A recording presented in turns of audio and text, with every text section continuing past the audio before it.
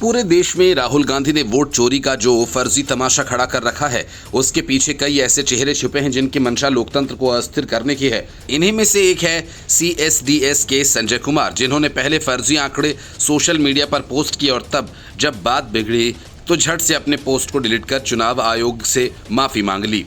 बोले कि गलती हो गई, लेकिन एक संजय कुमार की गलती का खामियाजा चुनाव आयोग क्यों भुगते? यही वजह है कि महाराष्ट्र की पुलिस ने संजय कुमार के खिलाफ 2 FIR दर्ज की। नागपुर और नासिक पुलिस ने इंटरनेट मीडिया पर चुनाव संबंधी झूठी जानकारी देने centre for the study of developing societies यानी CSDS के सह निदेशक संजय कुमार के खिलाफ भारतीय न्याय संहिता की विभिन्न धाराओं में अलग अलग 2 FIR दर्ज की। संजय कुमार ने 2024 के आम चुनावों की तुलना में 2 विधानसभा सीटों पर मतदाताओं की संख्या में भारी गिरावट का दावा किया था। ये चुनाव महज 6 माह के अंतराल के भीतर हुए थे। नागपुर ग्रामीण के पुलिस अधीक्षक हर्ष पोद्दार ने बताया कि हमने तहसीलदार रामटेक से प्राप्त शिकायत के आधार पर संजय कुमार के खिलाफ FIR दर्ज की है। नागपुर के जिला चुनाव अधिकारी नागपुर ने कहा, संजय कुमार ने मतदाताओं की भ्रामक जानकारी पोस्ट की। नासिक पुलिस ने भी संजय कुमार के खिलाफ देवली के मतदाताओं के बारे में भ्रामक जानकारी देने का मामला दर्ज किया। सिर्फ 6 महीने के अंदर बड़ी संख्या में मतदाता कैसे कम हो सकते हैं, ये सामान्य सी बात है। संजय कुमार की समझ में ये नहीं आया। अब संजय कुमार के आंकड़ों को लेकर राहुल गांधी पूरे देश में रायता फैलाने में जुटे हैं। ऐसे में सवाल ये है कि संजय कुमार को आखिरकार किसने महाराष्ट्र के 2 विधानसभा क्षेत्रों रामटेक और हिंगना क्षेत्र की जाँच करने को कहा? ये सब अचानक तो नहीं हुआ होगा। जाहिर है पुलिस संजय कुमार से सच जानने की कोशिश करेगी।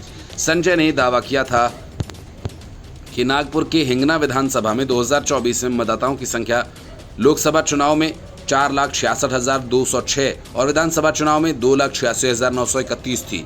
यानी विधानसभा चुनावों में अचानक 38.45% मतदान कम हो गया।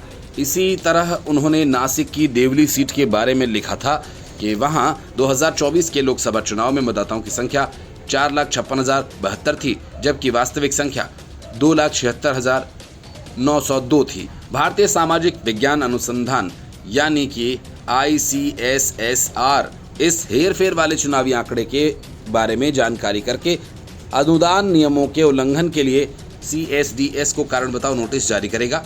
परिषद ने कहा कि उसने CSDS द्वारा आंकड़ों को कथित हेरफेर और निर्वाचन आयोग की शुचिता को कमजोर करने के लिए एक नैरेटिव गढ़ने के प्रयास का संज्ञान किया।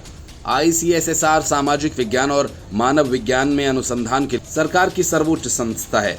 CSDS को ICSSR द्वारा सहायता प्रदान की जाती है।